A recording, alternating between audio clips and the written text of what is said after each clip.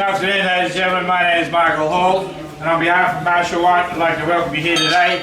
Hamish, you know Hamish, put up your hand, Hamish, he's over there to help. Kane, where are you? Kane's here to help. If you've got any questions during the auction, feel free to grab them and they will discuss the contracts or anything else that you need to know. First job I've got to do is to read out the rules. I'm going to get through it quickly because it's a sorry wet day, and I know it's going to be comforting when you can go home with a key in your hand for this beautiful property.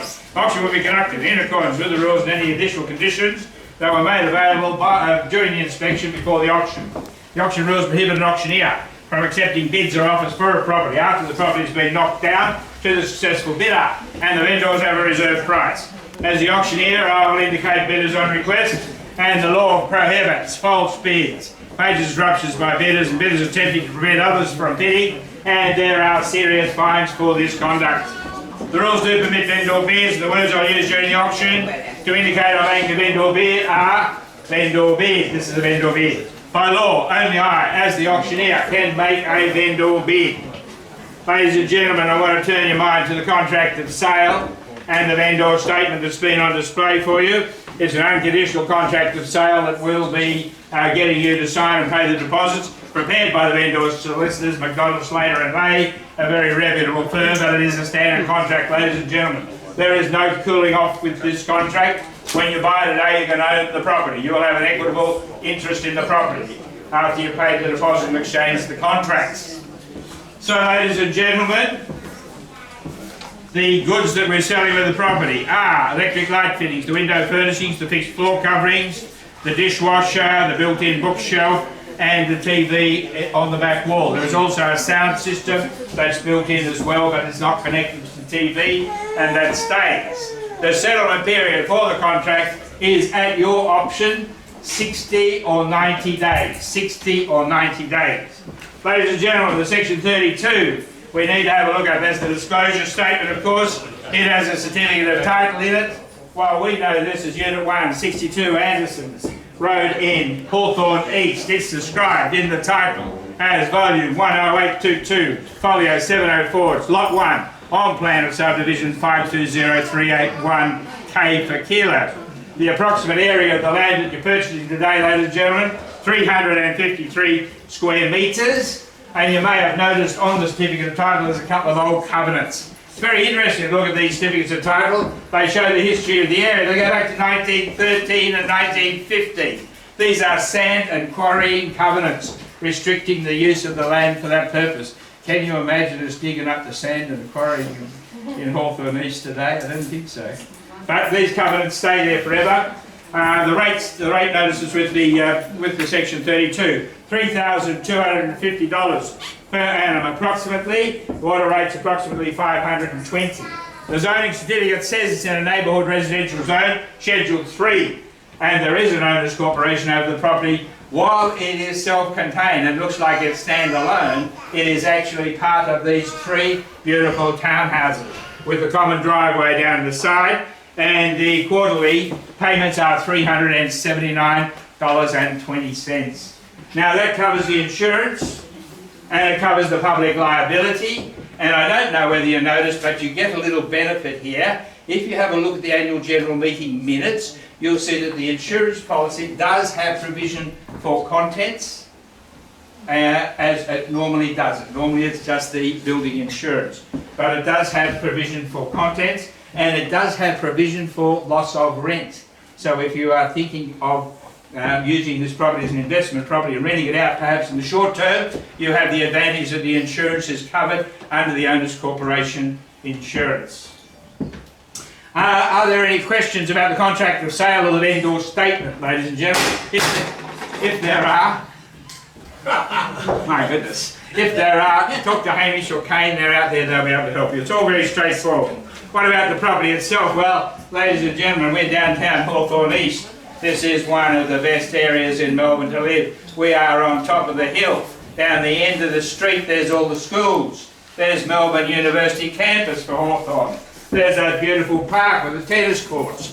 And if I take you the other way, I'm going to drop you down there to Burke Road, and there's the tram to drop down to the station that way, or the freeway to go that way down the peninsula or that way into the city. So are we well located? Yes, yes, yes. Camberwell Junction is a top place to eat? Yes, yes, yes. Have we got some fabulous restaurants? Of course. Have we got some niche shopping for you ladies? You can take Dad's credit card and slip down there on Saturday morning and come back. He'll be poor, but you'll be very happy because the type of shops that are down there are going to make you very, very happy. So ladies and gentlemen, let's have a look at the property itself. If I walk you inside, the first thing you notice here is those beautiful high ceilings, the plantation shutters and the herringbone parquet flooring. It is all quality. Ooh la la. Out here we've got the big family room, the beautiful kitchen. This living area in here, it's all open and it leads onto that fabulous courtyard which is very usable but easy to maintain. Upstairs, I've got a master with a huge walk-in. I've got a magnificent ensuite, 2 other big bedrooms, and I've got 2 separate study areas.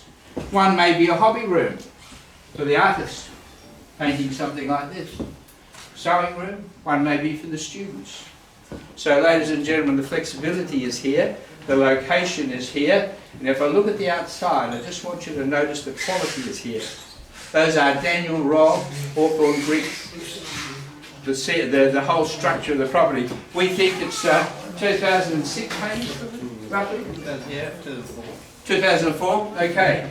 So it's built not long ago, but it's built with classic style, isn't it? This is never going to go out of date, never. So when you buy a property like this, you're buying it because you know it's beautifully built, because it's quality, because it's style, and because of its location. So you're investing in the dream, investing in the dream. Ladies and gentlemen, it's now my pleasure to offer you the opportunity to be part of that dream. I'm going to call for your bids. Are you all ready? Have you all sharpened your pencil? Are you ready to put your hand up and compete for this property? Because we're going to see a big sold sign out there later this afternoon, and you're going to go home and say, oh my God, that's another one I've missed. I shouldn't have missed this one. Now I'm going to make it easy for you. Easy, easy. I've got here, I don't know how I got this out of Hamish, but I talked him into it, and we snuck it out of the office down there. That's a magnificent bottle of champagne, and I'm going to give that to the first bidder. You don't have to buy the house, you just have to put your hand up. How's that? Ladies and gentlemen, it took you a while to get a hold of that, didn't it? I've got people that come to my auctions regularly just so they keep up with the champagne. Oh dear. Oh my goodness. Okay, ladies and gentlemen, we are looking at Unit 1, 62 Anderson's Road in Hawthorn East. Where can I see a bid?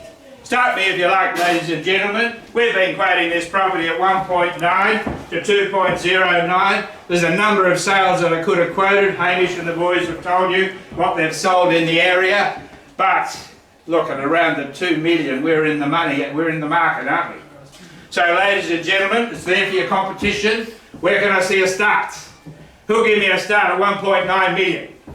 Can I see a start? 1.9 million bid now. 1.9 million words, 1.9 million, I'm taking $20,000 anywhere at all you like.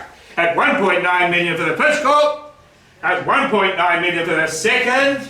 Are you done all that? Remember, when I passed the property in, this lady here has got the first right of refusal. At 1.9, what's 1.9 twice? You done all that, another 20 if you like. At 1.9, $1,900,000. 1.92. 1.92, sir. I'll come back to you. I like your style, but when I say it's on the market, I'll take 2,000. How's that? That's 20. Oh, it's $1,975,000. What? $1,975,000 twice? Was that a bid, young girl? Oh no, no. Oh my goodness. She's just practicing, just practicing. At $1,975,000, the bid's over here. I'm taking $25,000. Anywhere at all if you like. At $1,975,000. What's $1,975,000 twice? For the third and final call. $2,060,000, $2,065,000, $2,065,000, the bid's here. 2,065,000 again. 2,065,000, you with me? 2,070,000. Five again if you like. 2,070,000, 275,000. $2,075,000 once.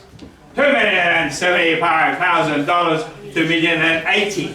$2,080,000. Another five if you like. $2,085,000. 2.1. 2.1 million taking five. 2.1. 2.1 for the first call. 2.1 for the second call. 2,100,000. 2.15. 2,105,000. 2,105,000. Taking five. Have I got any more out there? 2,105,000. The bid's in here. 2,105,000. The bid's right there. Are there any better bids? Are you still with me, sir? You still with me? 2.11. 2.11 is the bid now. $2.11 million. $2,110,000 right here. 2,110. 2,150. 2,120. 2.15. $2,150,000 bid now. At $2,150,000 you're done, all done, all finished, all signed. 2,160,000, 155. 155. $2,155,000 for the first call. $2,155,000 for the second call. For the third, $2,200,000. At $2,200,000 the bid's right here. At $2,200,000 you're done, all done. All finished, still with me? Come on, don't go away now. 2 minutes. Sure? Oh my goodness, oh my goodness. It gives me great pleasure to tell you that the property is on the market. And I've got the hammer out and I'm going to sell it to the highest bidder. And at this stage, it's this like, oh no, where's he gone? He's out there. Oh good. He's in the fridge already. And the bid is $2.2 million. I'm sure he'll confirm the bid. And I'm taking $5,000 anywhere at all. And someone is going to get the keys this afternoon to this magnificent opportunity. So at 2.2 million. 2.250. 2.250 is the bid. 2.250 is the bid. Where's my man? At 2 million. 250. 2,250. 2,200. 1 o'clock. Confirm the bid. 2250 is here. 2250. At $2,250,000 for the first call. At $2,250,000 for the second call. Are you done? All done? Ladies and gentlemen, I'm only going to call it selling, selling, sold, and then bang goes the hammer. So have a think about it. $2,250,000 and I'm taking $5,000 bids. Where's my man that wanted to give me $2 grand? What about you guys? How we going? 1,000? 2,000. Yeah, there. At $2,250,000, Hamish, I'm going to do it if there's no better bid. For the first call, for the second call, are you done, all finished, all silent? I am selling. I am selling. Was that a bid, sir? Am I?